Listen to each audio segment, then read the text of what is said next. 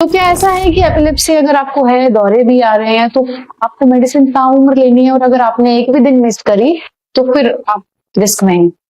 मैं आपके क्वेश्चन को दो पार्ट्स में आंसर करती हूँ। सेकंड पार्ट को पहले आंसर करते हैं कि जैसे मैंने आपको बताया कि दौरे की मेडिसिन है वो फिक्स डोज पे फिक्स्ड फ्रीक्वेंसी पे आपको लेना है। ब्रांड तक भी हम लोग पेशेंट्स को कहते हैं कि आप ब्रांड में चेंज करें, क्योंकि कुछ कुछ एमजी का डिफरेंस आ जाता है या दो की क्वालिटी का डिफरेंस आ जाता है, उसमें भी कभी कभार पेशेंट को फिट्स आते हैं। तो जैसे आप शुगर की मेडिसिन डेली लेते हैं, दौरे की मेडिसिन भी डेली लेनी है, बिकॉज दौरे का मेडिसिन आप एक भी मिस करते हो तो फिक्स ट्रिगर होने का चांस रहता है। ड्यूरेशन की बात करें तो हर एपिलेप्सी का एक हम न्यूरोलॉजिस्ट डिसाइड करता है कि मुझे कितना टाइम तक इस दवाई को देना है, जिसके बाद मुझे पता है कि पेशेंट को लीस्ट चांस हो रेकरेंस का, सीजर्स का, after stopping the medicine. So and it again depends upon the type of the reason for which the दवाई की मेडिसिन इज गोइंग ऑन। जैसे आपको कोई ब्रेन में इन्फेक्शन है, वो उसमें हम जनरली 1 to 2 years तक दवाई देते हैं, पेशेंट सीजर फ्री लेता है, उसके बाद दवाई को धीरे धीरे कम करके बंद किया जाता है।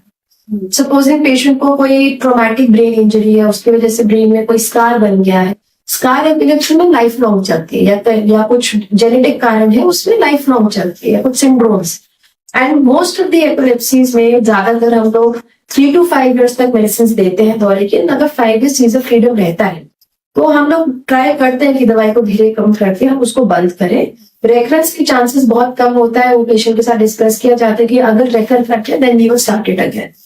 अगर मैं फर्स्ट पार्ट की बात करूँ, लेडीज का आपने बताया था कि जैसे लड़कियों को दौरे पड़ते हैं तो मैरिज में प्रॉब्लम आती है, डिवोर्स में।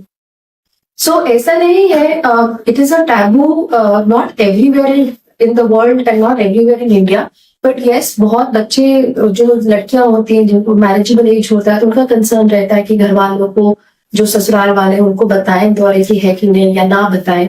उसमें मैं यही एडवाइस रहती है कि देखिए आप दवाई तो आप अपनी कंटिन्यू रखिए, और दूसरा ये है कि जनरली फॉर गर्ल्स हम लोग ऐसी दवाइयां कोशिश करते हैं देने के लिए जिनका प्रेगनेंसी में कोई फर्क ना पड़े, ताकि बच्चे पे कोई प्रॉब्लम ना आए। तो वो वैसी दौरे की दवाएं जो मैंने आपको बताया कि रिसेंटली इतने एडवांसेस आ गए कि हमारे पास pregnancy safe, breast feeding safe medicine है जिसमें कोई प्रॉब्लम नहीं आता है प्रेग्नेंट फीमेल को, and they have the least side effect, least interaction.